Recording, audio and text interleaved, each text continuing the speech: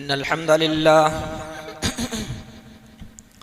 नहमदुहु व नस्तईनुहु व नस्तगफिरुहु व नऊज़ु बिल्लाहि मिन शुरूरि अनफुसिना व सय्यिआति अअमालिना मन यहदिहिल्लाहु फला मुदिल्ल लहु व मन युद्लिल्हु फला हादिय लहु व अशहदु अल्ला इलाहा इल्लल्लाहु वहदहु ला शरीक लहु व अशहदु अन्न मुहम्मदन अब्दुहु व रसूलुहु अरसलहु बिल हक़्क़ि बशीरन व नज़ीरा अम्मा बाद फ़इन्न खैरल हदीस किताबुल्लाह व खैरल हदी हदी मुहम्मदिन सल्लल्लाहु अलैहि वसल्लम व शर्रल उमूरि मुहदसातुहा व कुल्लु मुहदसतिन बिदअह व कुल्लु बिदअतिन दलालतिन व कुल्लु दलालतिन फिन्नार। या अय्युहल्लज़ीना आमनुत्तक़ुल्लाहा हक़्क़ तुक़ातिही व ला तमूतुन्न इल्ला व अंतुम मुस्लिमून। या अय्युहन्नासुत्तक़ू रब्बकुमुल्लज़ी ख़लक़कुम मिन नफ्सिन वाहिदतिन व ख़लक़ मिन्हा ज़ौजहा व बत्थ मिन्हुमा रिजालन कसीरन व निसाअ वत्तक़ुल्लाहल्लज़ी तसाअलून बिही वल अर्हाम इन्नल्लाहा काना अलैकुम रक़ीबा। या अय्युहल्लज़ीना आमनुत्तक़ुल्लाहा व क़ूलू क़ौलन सदीदन युस्लिह लकुम अअमालकुम व यग़फ़िर लकुम दुनूबकुम व मन युतिइल्लाहा व रसूलहु फ़क़द फ़ाज़ फ़ौज़न अज़ीमा। फ़क़द क़ाल अल्लाहु तआला फ़ी किताबिहिल मजीद अऊज़ु बिल्लाहि मिनश शैतानिर रजीम बिस्मिल्लाहिर रहमानिर रहीम। या अय्युहल्लज़ीना आमनू ला तर्फ़अू अस्वातकुम फ़ौक़ सौतिन नबिय्य वला तजहरू लहू बिलक़ौलि कजहरि बादिकुम लिबादिन अन तहबत अअमालुकुम व अंतुम ला तशऊरून। फ़क़द क़ाल नबी सल्लल्लाहु अलैहि वसल्लम बुइस्तु लिउतम्मिम मकारिमल अख़लाक़ सही अल अदब अल मुफ़रद। रब्बि शरह ली सदरी व यस्सिर ली अमरी वहलुल उक़दतम मिन लिसानी यफ़क़हू क़ौली रब्बि ज़िदनी इल्मा रब्बि ज़िदनी इल्मा अल्लाहुम्मा रब्बि ज़िदनी इल्मा। मुअज़्ज़ज़ हाज़िरीन, पर्दानशीन ख़वातीन, अज़ीज़ भाइयों, बुज़ुर्गों और दोस्तों, आज के इस खुतबे जुमा के लिए जिस मौजू का इंतखाब हुआ है वो है इस्लाम में अदब की अहमियत। इस्लाम में अदब का बड़ा मकाम और बड़ा मर्तबा रहा है। अगर मैं ये कहूँ कि इस्लाम अदब, अच्छे अखलाक के ज़रिए से फैला तो बेशक बेजा नहीं होगा। अदब, एहतराम, अच्छा कैरेक्टर, प्यारे नबी सल्लल्लाहु अलैहि वसल्लम की हदीस छोटी सी मैंने आपके सामने रखी। फरमाया बुइस्तु लिउतम्मिम मकारिमल अख़लाक़, मुझे अखलाक की तकमील के लिए भेजा गया है। इसका मतलब ये है तुम्हें अच्छे कैरेक्टर वाला बनाने के लिए मुझे भेजा गया है, तुम्हारे अंदर की सलाहियतों को निखारने वाला बनाकर मुझे भेजा गया, अच्छे अदब वाला बनाकर मुझे भेजा गया। तुम्हें ऐसा बना दूं कि तुम दुनिया की सबसे मुअद्दब, सबसे मुअज़्ज़ज़, सबसे बेहतरीन, सबसे अच्छे कैरेक्टर वाली कौम बन जाओ जिसका कोई दूसरी कौम मुकाबला ना कर सके, अदब में, अखलाक में, उसूल में, ज़वाबित में, जिंदगी गुजारने के तौर तरीकों में कोई दूसरी कौम उसका मुकाबला ना कर सके। बड़ी अहमियत है इसकी। खुतबा मसनूना के बाद मैंने एक आयत करीमा की तिलावत की है सूरतुल हुजरात से। इस आयत करीमा के अंदर सहाबे कराम को अल्लाह रब्बुल आलमीन ने जिंदगी गुजारने के उसूल बताए हैं। नबी अकरम सल्लल्लाहु अलैहि वसल्लम के सामने तुम्हारे बोलने की और उनके साथ रहने की तुम्हारी आदत कैसी होनी चाहिए, तुम्हारा उसलूब कैसा होना चाहिए। मुअज़्ज़ज़ हज़रात, इस्लाम का जब हम बगौर मुताला करते हैं तो पता चलता है कि जिंदगी के तमाम गोशों को इस्लाम ने बता दिया कि कैसे करना है, किस अदब के साथ इसको अंजाम देना है। आप देखेंगे मुहद्दिसीन किराम ने खास तौर पे अल्लामा अलबानी रहमतुल्लाह अलैह और इसी तरह से इमाम बुखारी रहमतुल्लाह अलैह ने अदब के मौजू पर किताब ही लिख डाली है। और अगर हदीस की किताबों की बात करें तो उसमें भी किताबुल अदब को एक खास मकाम हासिल है। किताबुल अदब एक किताब ही रखी गई है।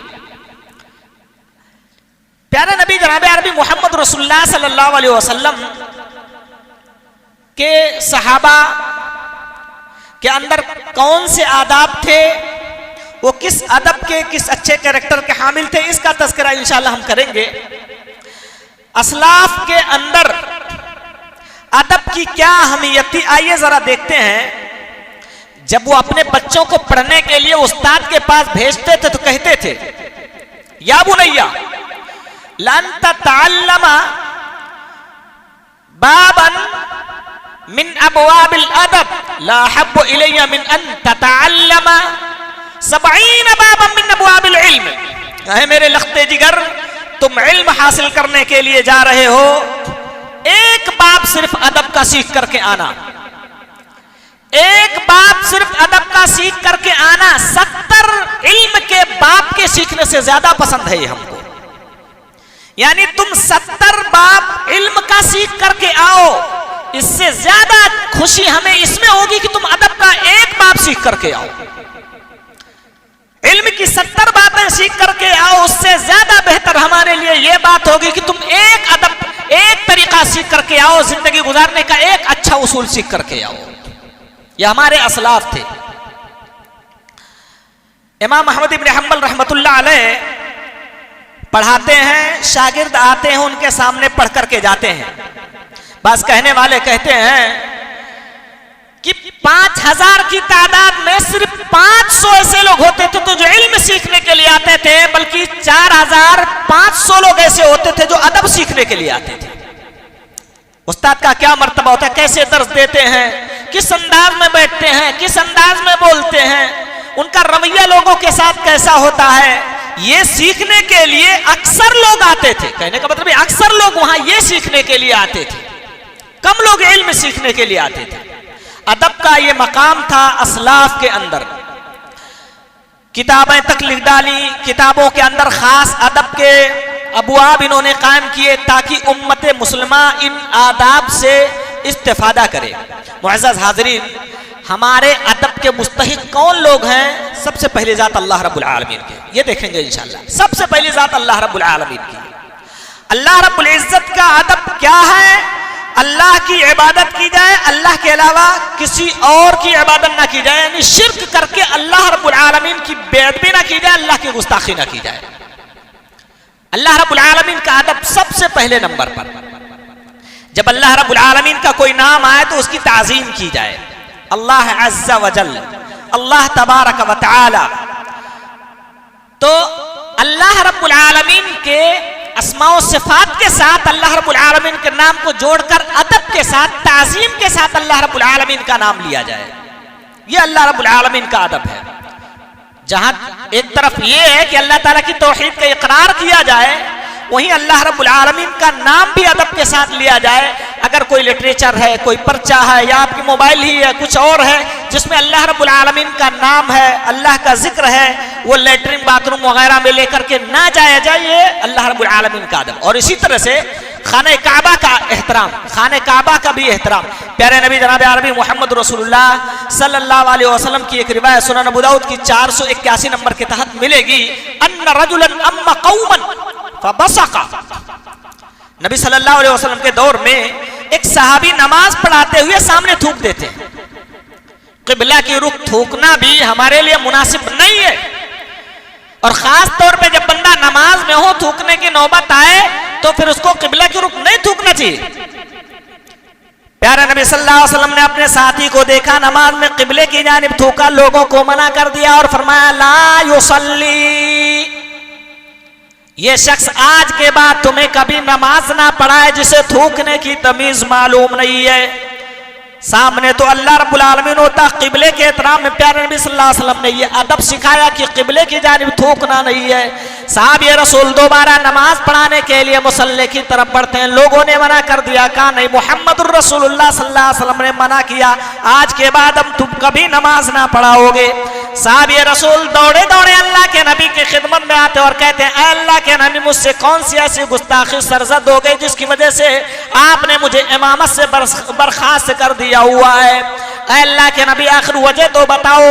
अल्लाह के नबी ने फरमाया इन्नका आदैतल्लाह व रसूलहू, तुम सामने थूक के अल्लाह और उसके रसूल को तकलीफ दिए हुए हो, मैंने मना किया तुमको नमाज नहीं पढ़ाने का।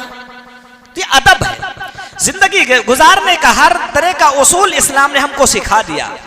यहूदी कभी कभी मजाक में कहते थे, अनस रज़ियल्लाहु अन्हु रावी हदीस है, अरे इसके नबी को देखो हर चीज का अदब, हर चीज का तौर तरीका सिखा रहा, हत्ता कि हत्तल खिरा, पेशाब और पाखाने की भी तालीम देता है। हाँ साहब रसूल फख्र, हाँ हमारा नबी तो वो है जो पेशाब और पाखाने की भी तालीम देता है। हर चीज का अदब प्यारे नबी जनाब अरबी मोहम्मद रसूलुल्लाह सल्लल्लाहु अलैहि वसल्लम ने हमें बता दिया है। जिस तरह हम खाने काबा का और किबले का एहतराम करते हैं, इसी तरह हमें याद होना चाहिए भाइयों कि इस रोए जमीन पर पाई जाने वाली सारी मस्जिदें अल्लाह रब्बुल आलमीन का घर है। बहुत सारे हमारे भाई, कोई नाइटी पहन के नमाज पढ़ने चला आया, तो कोई बनियान पहन के नमाज पढ़ने चला आया, तो इस तरह के कुछ और बोसीदा और बूदा लिबास पहनकर चले आए। नहीं है तो कोई बात नहीं मेरे भाई, तुम अल्लाह के सामने हाजिरी देने वाले हो, आप इंसाफ के जुबान से बताओ, चड्ढा और बनियान पहन के ससुराल जाओगे? यकीनन आपका दिल गवारा नहीं करेगा। ससुराल से कोई आया हो तो उसके सामने चड्ढा और बनियान पहनकर या इसी तरह से नाइटी पहनकर या इस तरह से दीगर इस तरह के लिबास पहनकर आप जाना मुनासिब नहीं समझते हो। वो तो अहकमुल हाकिमीन है, वो तो बादशाहों का बादशाह है, उसकी ताजीम में तो और ज्यादा उम्दा और खुशबूदार और बेहतरीन लिबास पहन के अगर अल्लाह ने आपको मैसर किया तो मस्जिदों में आपको आना चाहिए। अल्लाह ने कुरान मजीद के अंदर खुद इरशाद फरमाया सूरह अल-आराफ के अंदर आयत नंबर 31, या बनी आदम खुदू ज़ीनतकुम इंदा कुल्ली मस्जिद, ऐ आदम के बेटो, ऐ आदम की औलाद, हर मस्जिद के पास तुम जीनत इख्तियार करो, यानी मस्जिदों में आओ तो उसका जो अदब होता है उसका लिहाज रखा करो, अच्छे उम्दा और खुशबूदार लिबास पहनकर, और हो सके तो गुसल वगैरह करके, जैसा कि मुख्तलिफ आदाब में इसका जिक्र किया गया, जो है खुशबू वगैरह इस्तेमाल करके बेहतरीन लिबास पहनकर गुसल करके अल्लाह रब्बुल आलमीन के दरबार में आया करो, खुदू ज़ीनतकुम, उम्दा लिबास पहनकर। तो अल्लाह रब्बुल आलमीन का अदब यह है कि अल्लाह रब्बुल आलमीन के ताल्लुक से जो कलिमात आपके पास हो वो लेटरिन बाथरूम में न ले जाएं, किबले का एहतराम करें, क्योंकि किबले की जानिब अल्लाह होता है, उसकी जानिब थूके ना। और उसके अलावा गुफ्तगू में भी इस बात को मलहूज़ खातिर रखें कि कहीं अल्लाह रब्बुल आलमीन की बेअदबी तो नहीं हो रही है। सूरह शुरा में अल्लाह ताला ने हज़रत इब्राहीम अलैहिस्सलाम की गुफ्तगू का अंदाज बताया हुआ है। हमें अपनी बातों में भी इस बात का ख्याल रखना चाहिए कि अल्लाह रब्बुल आलमीन की हमारे बातों से बेअदबी तो नहीं हो रही है। प्यारे हजरत इब्राहीम खलीलुल्लाह जब लोगों से बरात का ऐलान करते हैं तो वो अल्फाज अल्लाह ने कुरान मजीद के सूरह अश-शुअरा के अंदर आयत नंबर 77 से लेकर 80 में जिक्र किया। फरमाया फ़इन्नहुम अदुव्वुल्लिल्ला रब्बिल आलमीन, ओ माबूदाने बातिला की परस्तिश करने वालों सुनो, ये हमारे दुश्मन हैं। तुम्हारे जो माबूद है ना ये सब हमारे दुश्मन है, तुम हमारे सब दुश्मन हो। इल्ला रब्बिल आलमीन, सिवाय जहानों के पालनहार के, वो हमारा दुश्मन नहीं है। अल्लज़ी खलक़नी फहुव यहदीन, जिसने हमें पैदा किया और वही हमारी रहनुमाई करता है, उसी ने हमें हिदायत दिया, उसी ने हमें राह दिखाई। अल्लज़ी खलक़नी फहुव यहदीन वल्लज़ी हुव युतइमुनी व यस्कीन, वो जात जो हमें खिलाती है और पिलाती भी है। व इज़ा मरिदतु फहुव यशफीन, और जब मैं बीमार पड़ जाता हूं तो अल्लाह रब्बुल आलमीन हमें शिफा भी देता है। देखो हज़रत इब्राहीम अलैहिस्सलाम की गुफ्तगू का अंदाज कैसा है। ये तुम्हारे माबूदा ने बातला हमारे दुश्मन, रब हमारा दुश्मन नहीं है। जो हमें खिलाता है, जो हमें पिलाता है, जिसने हमें हिदायत दिया। और इस तरह से दीगर बातें जिक्र करके फिर फरमाया कि जब मैं बीमार होता हूं, ये नहीं कहा जब वो मुझे बीमार करता है। गुफ्तगू का अंदाज अल्लाह रब्बुल आलमीन की जानिब बीमारी की निस्बत नहीं किया, कहीं पे अदबी ना हो जाए। हालांकि बात तो वही है, अल्लाह ताला हमें बीमार भी करता है, अल्लाह ताला हमें अच्छा भी करता है, अल्लाह हमें खुशियां भी देता है, अल्लाह ताला हमसे खुशियां छीन भी लेता है। तो दोनों अल्लाह रब्बुल आलमीन ही की मशीयत और उसी की हिकमत से होते, अल्लाह ताला ही करता है। लेकिन गुफ्तगू का अंदाज तो देखो, खिलाने पिलाने हिदायत देने की बात आई तो कहा अल्लाह ये करता है, और जब बीमारी की बात आई तो कहा जब मैं बीमार हो जाता हूं तो मेरा रब मुझे शिफा देता है। तो अपने गुफ्तगू के अंदाज में वो जुमले इस्तेमाल किए जाएं, वो लहजा इस्तेमाल किया जाए जिसमें रब की नाफरमानी ना हो रही हो। उसके बाद हमारे अदब का, हमारे एहतराम का जो सबसे ज्यादा मुस्तहिक शख्सियत है वो हमारे नबी जनाब अरबी मोहम्मद रसूलुल्लाह सल्लल्लाहु अलैहि वसल्लम की शख्सियत है। सूरतुल हुजरात की आयत नंबर 1 मैंने आपके सामने रखी। उसमें अल्लाह ताला ने फरमाया, या अय्युहल्लज़ीना आमनू ला तरफअू अस्वातकुम फौqa सौतिन नबी, ओ ईमान वालो तुम अपनी आवाज को बुलंद ना करो, तुम अपनी आवाज को बुलंद ना करो नबी की आवाज के ऊपर। उनकी आवाज से ऊंची तुम्हारी आवाज नहीं होनी चाहिए। और भाइयों एक जुमला याद रखना, अब अंबिया नहीं रहे दुनिया के अंदर, अंबिया का सिलसिला बंद हुआ, मगर अंबिया के वारिसीन इस दुनिया के अंदर जिंदा है। अंबिया के वारिसीन के साथ वो रवैया आपको अपनाना है जो अल्लाह ताला ने यहाँ उसूल बताया कि अंबिया के साथ लोगों का ये उसूल होता था। उनके सामने अपनी आवाज तक बुलंद करने की इजाजत नहीं दी अल्लाह रब्बुल आलमीन। वला तजहरू लहू बिल कौल, जोर जोर से वहां बातें ना करो उनके सामने। कजहरी बादिकुम लिबाद, जैसा तुम आपस में एक दूसरे के साथ बातें किया करते हो। अन तहबता अमालुकुम अंतुम ला तशउरून, कहीं ऐसा ना हो तुम्हारे आमाल बर्बाद हो जाए और तुम्हें इसका शऊर भी ना हो, पता भी ना चले कि हमसे कौन सी गलती सरजद हो गई, मेरी पूरी जिंदगी का किया कराया गारत हो गया। दूसरी अल्लाह ने सूरह अल-नूर के अंदर इरशाद फरमाया आयत नंबर 63 में, ला तजअलू दुआ रसूल बैनकुम का दुआई बादिकुम बादा, तुम जिस तरह आपस में एक दूसरे को बुलाते हो पुकारते हो ऐसे ही रसूलुल्लाह सल्लल्लाहु अलैहि वसल्लम को मत पुकारो। ए अब्दुल्ला, ए अब्दुर्रहमान, ओ फलाने, ऐसा जैसा तुम आड़े लफ्ज़ों में चिल्लाते रहते हो ऐसा मोहम्मद रसूलुल्लाह सल्लल्लाहु अलैहि वसल्लम को मत पुकारो। तो ये इकराम, ये अदब हमारा जरूर होना चाहिए अपने उलमा के साथ, अपने मुअज़्ज़ज़ लोगों के साथ, अपने असातिज़ा के साथ। ये एहतराम वाला जो है रवैया हमारा जरूर होना चाहिए। उसके बाद सबसे ज्यादा मुस्तहिक हस्तियां दुनिया के अंदर हमारे वालिदैन होते हैं, हमारे हुस्न सुलूक का, हमारे अदब का। अल्लाह ताला ने क्या कानून बनाए उनके लिए। सूरह बनी इस्राइल की आयत नंबर 23, इम्मा यबलुगन्ना इंदकल किबरा अहदुहुमा औ किलाहुमा फला तकुल लहुमा उफ, जब उनमें से कोई एक या दोनों बुढ़ापे की उम्र को पहुंच जाए तो उफ तक भी ना कहना।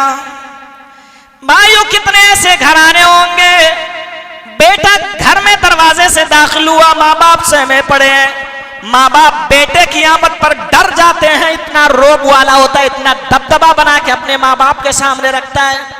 वो जुमले इस्तेमाल करता है कि बेटा घर में आया, माँ बाप डर जाते हैं कि कहीं ऐसा ना हो कुछ हमारी गलतियां निकाल के हमसे लड़ाइयां करना शुरू कर दे, कहीं ऐसा ना हो ओल फोल बकना शुरू कर दे।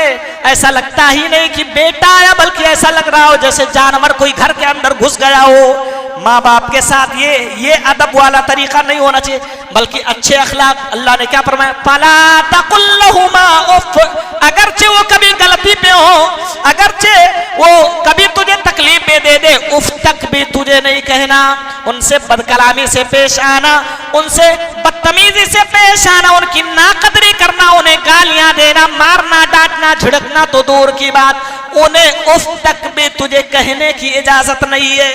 माँ बाप, प्यारे नबी सल्लल्लाहु अलैहि वसल्लम, अच्छा देखो हमारे घरों में कभी कभी ऐसी भी लड़ाई होती है, माँ बाप ने कुछ ले लिया बच्चे का, या माँ बाप ने कोई हक दिया नहीं है, तो इस बुनियाद पर अरे मेरे माँ बाप तो ऐसा कर रहे हैं, मेरे माँ बाप तो एक को ज्यादा प्यार देते, हमको प्यार नहीं देते, एक बच्चे को ये दे दिया, हमको ये नहीं मिला।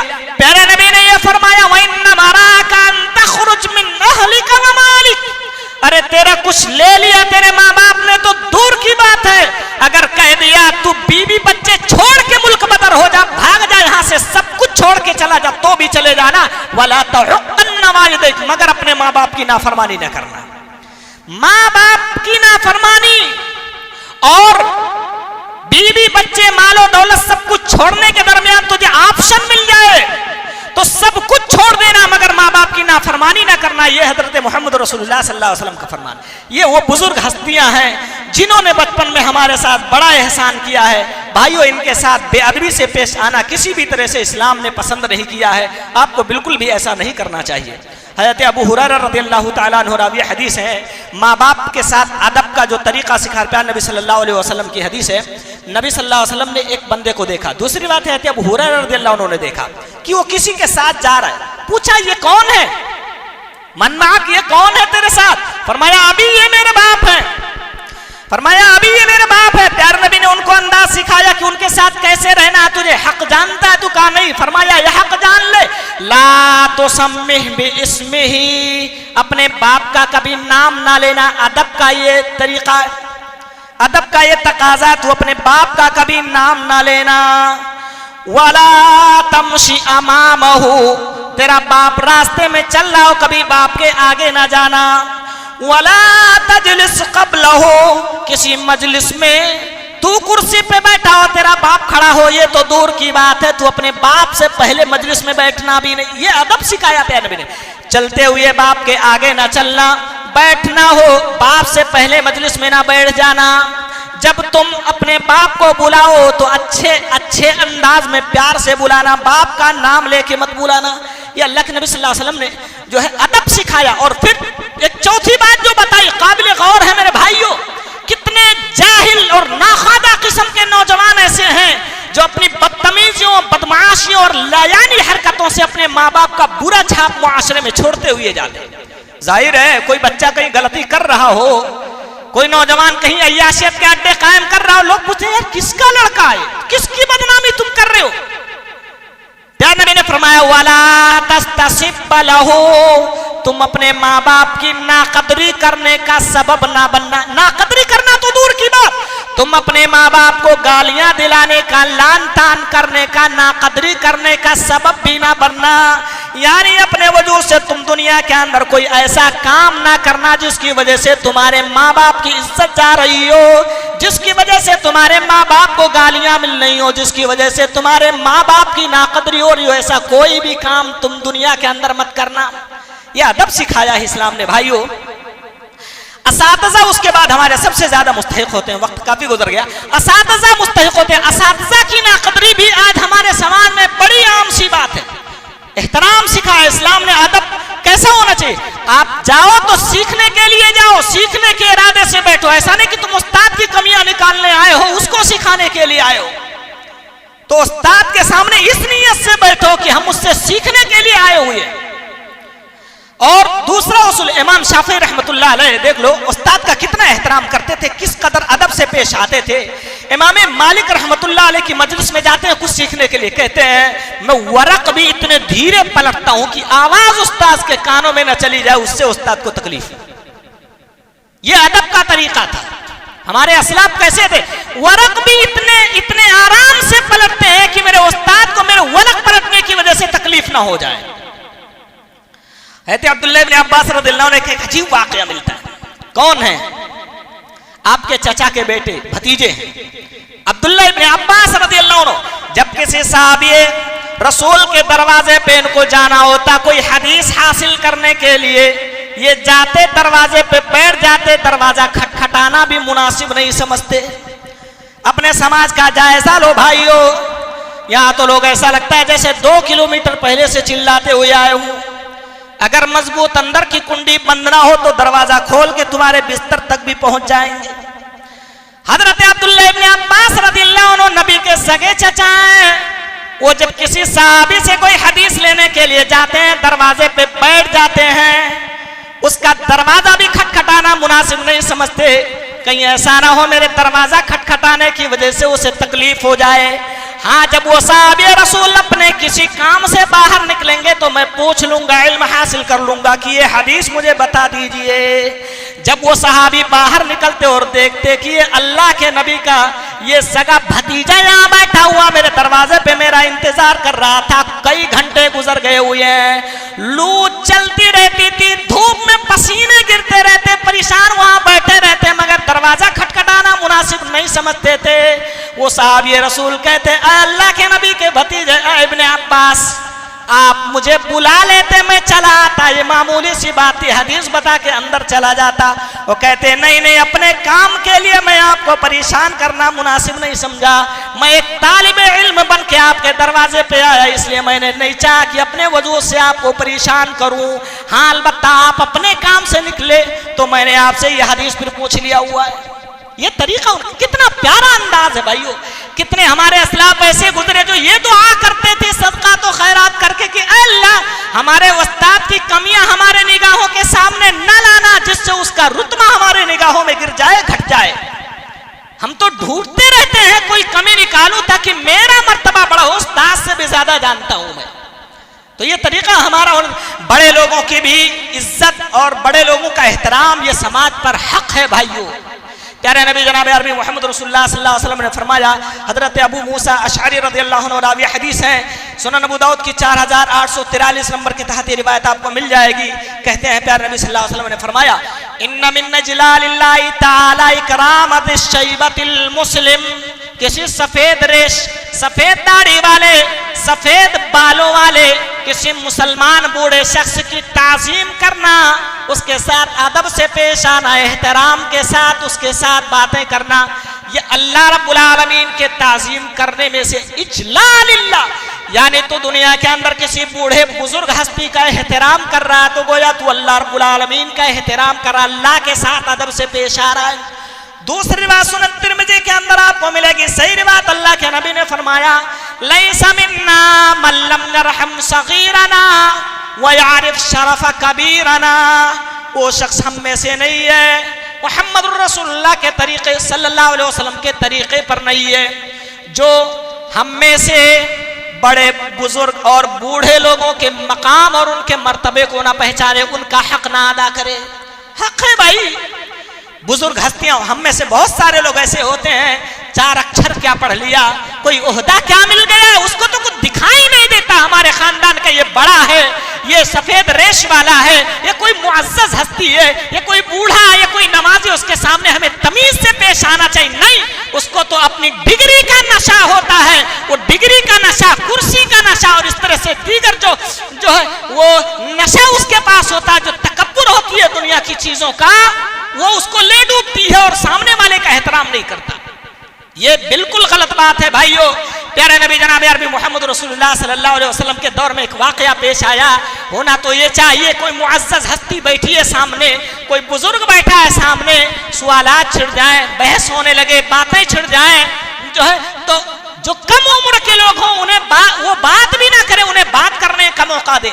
हमारा समाज तो इस अलमिये से गुजर रहा है कि जब बोलने लगते हैं तो दूसरे का सुनने के लिए राजी नहीं होते। नहीं, मैं जो बोलूं वही सुनने का तुम्हें, तुम्हारी मैं नहीं सुनता, जो मैं बोलूं वही तुम सुनो, ये हमारा मिजाज बनाओ। प्यारे नबी जनाब अरबी मोहम्मद रसूलुल्लाह सल्लल्लाहु अलैहि वसल्लम के दौर का वाकया है, सही बुखारी शरीफ की जो है 1386 नंबर के तहत रिवायत आपको मिल जाएगी।